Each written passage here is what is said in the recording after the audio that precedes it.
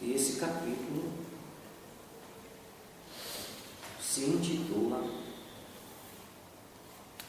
Dissertações Espíritas.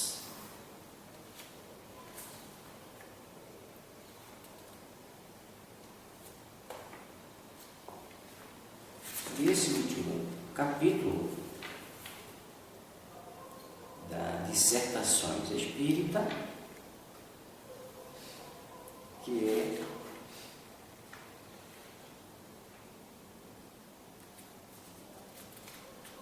o capítulo 31, como já citei, ele se intitula como Comunicações Apócrifas. Essa parte com comunicações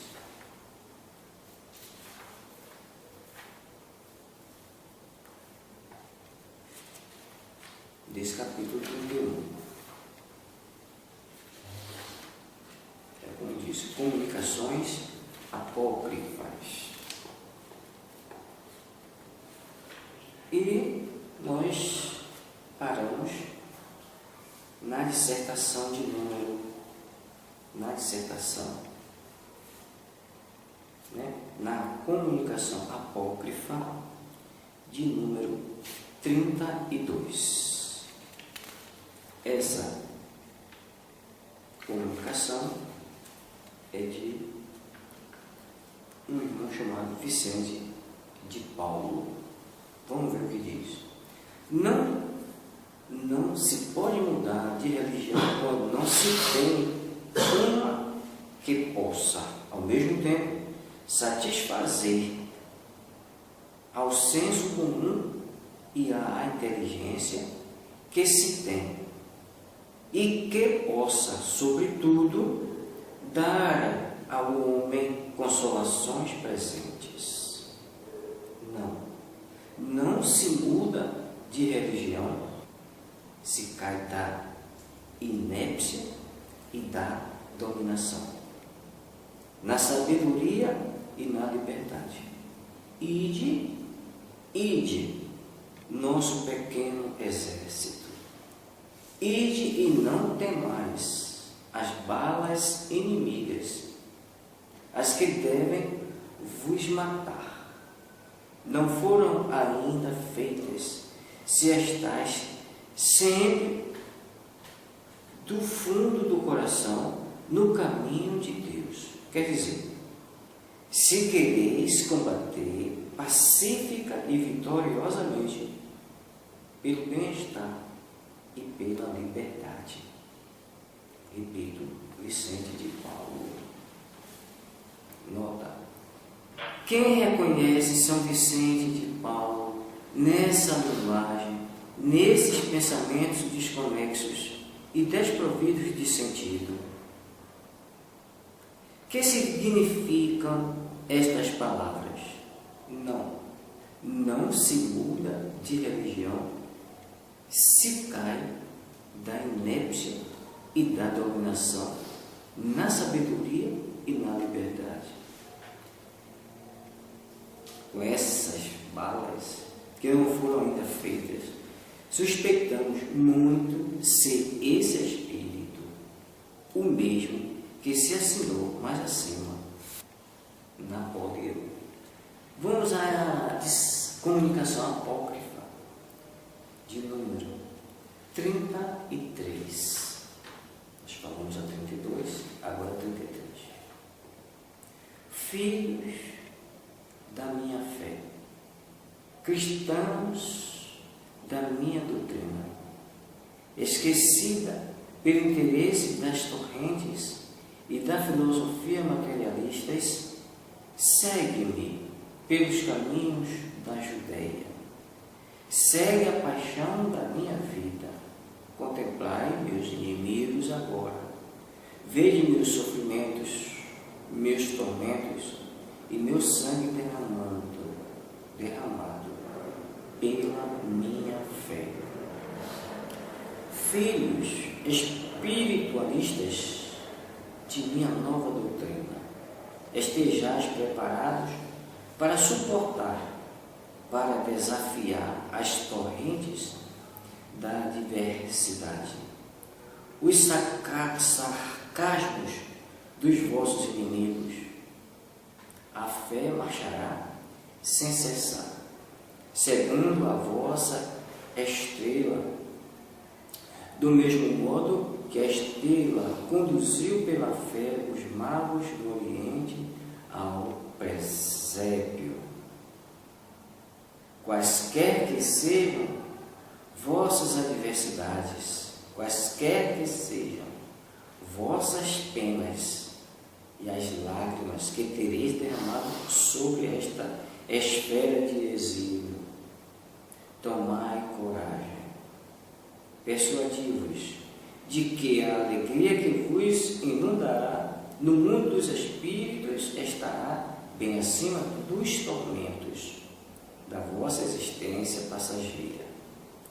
O vale de lágrimas é um vale que deve desaparecer para dar lugar à brilhante morada de alegria, de fraternidade e da união, onde, pela vossa obediência à santa revelação, chegareis.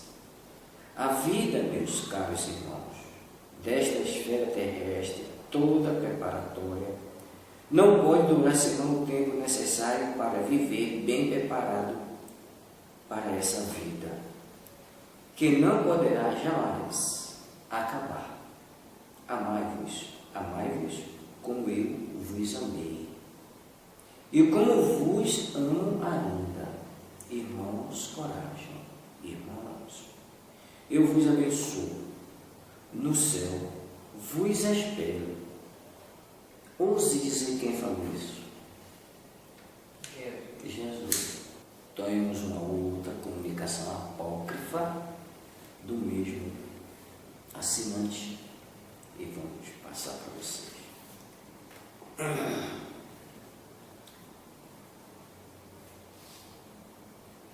Dessas brilhantes e luminosas regiões onde o pensamento humano pode com dificuldade chegar, o eco das vossas palavras e das minhas veio comover meu coração. De que alegria me sinto inundado, vendo-vos, vós, os continuadores da minha doutrina. Não, nada se aproxima do testemunho dos vossos bons pensamentos. Vós haveides, filhos, a ideia regeneradora, lançada por mim outrora no mundo, perseguida, detida um momento sob a pressão do tiranos, vai de hoje em diante, sem obstáculos, iluminar os caminhos da humanidade por tanto tempo mergulhadas nas trevas. Todo grande e desinteressado sacrifício, meus filhos, cedo ou tarde, dá seus frutos. Meu martírio vos tem provado. Meu sangue derramado pela minha doutrina salvará a humanidade e apagará as faltas dos grandes culpados. Sede benditos, vós que hoje tomais lugar na família regenerada, ide, coragem, filhos. Jesus, anota. Não há, sem dúvida, nada de mal nessas duas comunicações, mas o Cristo jamais teve essa linguagem pretensiosa, enfática e embolada, que sejam comparadas com aquela que citamos mais acima e que leva o mesmo nome, e se verá de que lado está a marca da autenticidade. Todas essas comunicações foram obtidas no mesmo círculo. Nota-se no estilo um ar de família, rodeio de frases idênticas, as mesmas expressões frequentemente reproduzidas, como por exemplo, ide, filhos, etc. De onde se pode concluir que foi o mesmo Espírito que as ditou todas sob nomes diferentes. Nesse círculo, entretanto, muito consciencioso de resto, mas um pouco muito crédulo, não se fazia nem evocações e nem perguntas. Esperavam-se todas as comunicações espontâneas, e se vê que isso não é certamente uma garantia de identidade. Com perguntas um pouco persistentes e de lógica cerrada, ter-se-ia facilmente restabelecido esse espírito em seu lugar, mas ele sabia nada a temer, uma vez que ele não se lhe perguntava nada, e que se aceitava sem controle e de olhos fechados tudo o que dizia. Vê o número 269.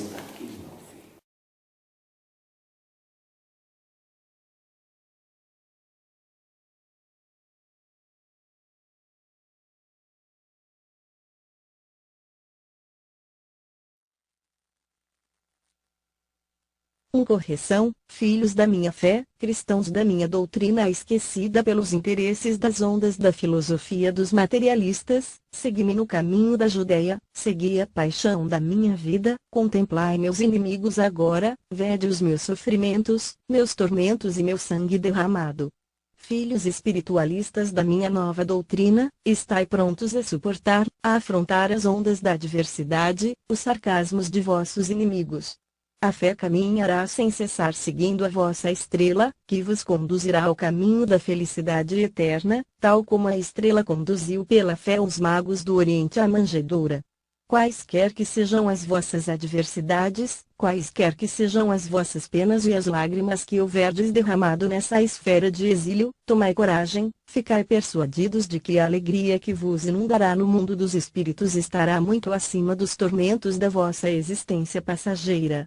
O vale de lágrimas é um vale que há de desaparecer para dar lugar à brilhante morada de alegria, de fraternidade e de união, onde chegareis pela vossa boa obediência à santa revelação. A vida, meus caros irmãos, nesta esfera terrestre, toda preparatória, não pode durar senão o tempo necessário para viver bem preparado para essa vida que não poderá jamais acabar. Amai-vos, como eu vos amei e como vos amo ainda, irmãos, coragem, irmãos. Eu vos abençoo, no céu vos espero. Jesus. 2. Correção, de que alegria me sinto inundado, vendo-vos, a vós, continuadores da minha doutrina. Não, nada se aproxima do testemunho dos vossos bons pensamentos. Vede, filhos, a ideia regeneradora lançada por mim outrora no mundo, perseguida, detida um momento, sob a pressão dos tiranos, vai doravante sem obstáculos, iluminando os caminhos à circunflexo humanidade por tanto tempo mergulhada nas trevas. Todo sacrifício, grande e desinteressado, meus filhos, cedo ou tarde produziu frutos. Meu martírio vô-lo provou, meu sangue derramado pela minha doutrina salvará a humanidade e apagará as faltas dos grandes culpados. Sede benditos vós, que hoje tomais lugar na família regenerada. Ide, coragem, filhos. Jesus. Nota. Indubitavelmente, nada há de mal nestas duas comunicações, porém, teve o Cristo alguma vez essa linguagem pretensiosa, enfática e empolada? Faça-se a sua comparação com a que citamos acima, firmada pelo mesmo nome, e ver-se-á de que lado está o cunho da autenticidade. Todas estas comunicações foram obtidas no mesmo círculo. Nota-se, no estilo, um certo tom familiar, idênticos torneios de frases, as mesmas expressões repetidas com frequência, como, por exemplo, ide, filhos, etc., donde se pode concluir que é o mesmo Espírito que as deu todas, sob nomes diferentes. Entretanto, nesse círculo, aliás consciencioso, se bem que um tanto crédulo demais, não se faziam evocações, nem perguntas, tudo se esperava das comunicações espontâneas, o que, como se vê, não constitui certamente uma garantia de identidade. Com algumas perguntas um pouco insistentes e forradas de lógica, teriam facilmente reposto esse espírito no seu lugar. Ele, porém, sabia que nada tinha a temer, porquanto nada lhe perguntavam e aceitavam sem verificação e de olhos fechados tudo o que ele dizia, veja-se o N. 269. 3. Correção: como é bela a natureza! Como é prudente a providência, na sua previdência! Mas, a vossa cegueira e as vossas paixões humanas impedem que tireis paciência da prudência e da bondade de Deus. A menor nuvem, ao menor atraso nas vossas previsões, vós vos lamentais. Sabei, impacientes duvidadores, que nada acontece sem um motivo sempre previsto, sempre premeditado em proveito de todos. A razão do que precede é para reduzir a nada, homens de temores hipócritas, todas as vossas previsões de ano mau para as vossas colheitas. Deus frequentemente inspira aos homens inquietação pelo futuro, para os impelir à previdência, e vede como grandes são os meios para dar a última demão aos vossos temores intencionalmente espalhados e que, as mais das vezes, ocultam pensamentos ávidos, antes que uma ideia de cauteloso aprovisionamento, inspirado por um sentimento de humanidade a favor dos pequenos. Vede as relações de nações a nações que daí resultarão, vede que transações deverão efetuar-se, quantos meios virão concorrer a reprimir os vossos temores, pois, como sabeis, tudo se encadeia, por isso, grandes e pequenos virão à obra. Então, não vedes já em todo esse movimento uma fonte de certo bem-estar para a classe mais laboriosa dos estados, classe verdadeiramente interessante, que, vós os grandes, os onipotentes dessa terra, considerais gente tosquiável à vontade, criada para as vossas satisfações? Ora bem, que acontece depois de todo esse vai-vem de um polo a outro? E que, uma vez bem providos, muitas vezes o tempo mudou, o sol, obedecendo ao pensamento de seu Criador, amadureceu em alguns dias as vossas sementeiras, Deus pôs a abundância onde a vossa cobiça meditava sobre a escassez e, malgrado vosso, os pequenos poderão viver, e, sem suspeitardes disso, fostes, a vosso malgrado, causa de uma abundância.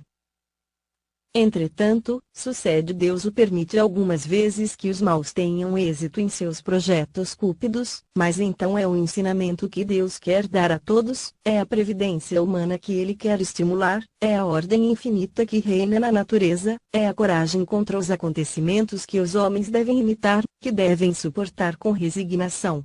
Quanto aos que, por cálculo, aproveitam dos desastres, crede-o, serão punidos. Deus quer que todos os seus seres vivam, o homem não deve brincar com a necessidade, nem traficar com o supérfluo. Justo em seus benefícios, grande na sua demência, demasiado bom para com a nossa ingratidão, Deus, em seus desígnios, é impenetrável. Bossuet. Alfredo de Marignac. Nota: esta comunicação, certo, nada contém de mal.